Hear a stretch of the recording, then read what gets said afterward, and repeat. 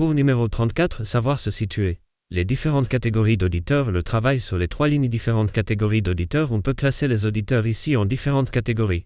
0. Les non-auditeurs 1. Ceux pour qui l'enseignement est une connaissance comme une autre, qu'ils cherchent à accumuler, ce qui peut être un inconvénient pour cette vie, mais une impulsion pour la vie suivante. 2. Ceux qui reçoivent un savoir et travaillent pour l'école 3. Ceux qui reçoivent un savoir et travaillent sur soi 4. Ceux qui reçoivent un savoir et travaillent pour l'école et sur soi 5. Les seuls vrais élèves, ceux qui reçoivent un savoir et travaillent sur les 3 lignes, sur eux-mêmes, pour l'école, et avec les autres. Il y a encore ceux qui réussissent et ceux qui ne réussissent pas dans le travail sur eux-mêmes, mais en réalité, dans le travail, on ne parle jamais de réussite ou d'échec. Les impulsions reçues peuvent germer maintenant ou dans 20 ans. Ne privilégiez que le savoir complique tout, car cela entraîne d'autant plus de responsabilité et de conscience, et le travail peut alors sembler lourd. Un travail sur l'être doit être mené en parallèle pour que la charge devienne légère.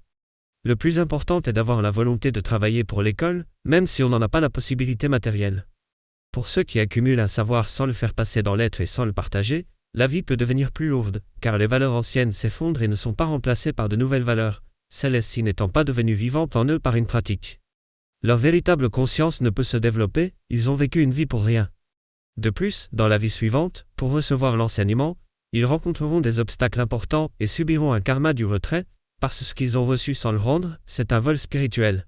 Les biens matériels et les connaissances qu'ils auront leur seront retirés dans une grande souffrance. Il en va de même pour la lecture. Il s'agit de toujours veiller à partager ce qu'on reçoit, pour éviter un karma du retrait dans la vie suivante. Le travail dans la 4e voie se fait sur les 3 lignes et les règles proposées sont uniquement des règles fonctionnelles, le reste est affaire de compréhension. Première ligne, celle du travail sur soi, d'une part accumuler un savoir, cours, conférence. D'autre part travailler sur soi, sur l'être, sur le moi. Méditation de type zen, 20 minutes par jour, pratique régulière du rappel de soi, se fixer un but, combattre les émotions négatives, combat contre l'identification, combat contre la volonté égoïste, se taire, éviter les paroles inutiles. Deuxième ligne, celle du travail avec les autres, se réunir et travailler en groupe, pour étudier l'enseignement à travers la pratique de chacun et s'apporter une aide réciproque. Quelques règles de fonctionnement des groupes. Pas plus de 12 personnes, réunion hebdomadaire. On ne navigue pas d'un groupe à un autre. Le travail est axé à la fois sur la théorie, savoir, et la pratique, être. Pour diriger les groupes, le seul maître est l'esprit présent quand 2 ou 3 sont réunis en son nom, christianisme ésotérique, ou un membre ou l'autre inspiré par cet esprit-là. Troisième ligne, celle du travail pour l'école, avoir compris la nécessité de l'existence de l'école et s'intéresser personnellement à son devenir.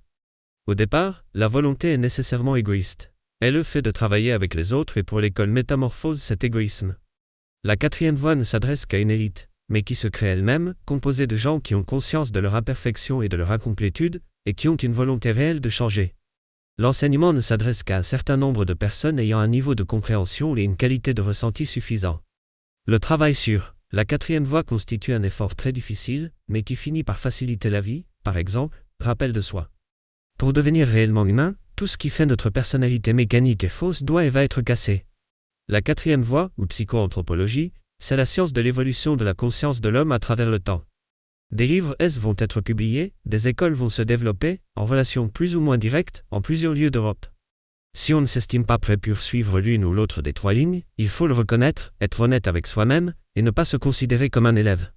Mais celui qui travaille sur les 3 lignes, qui essaye d'en avoir une vision complète, recevra une force supplémentaire et sera toujours sauvé sur son chemin.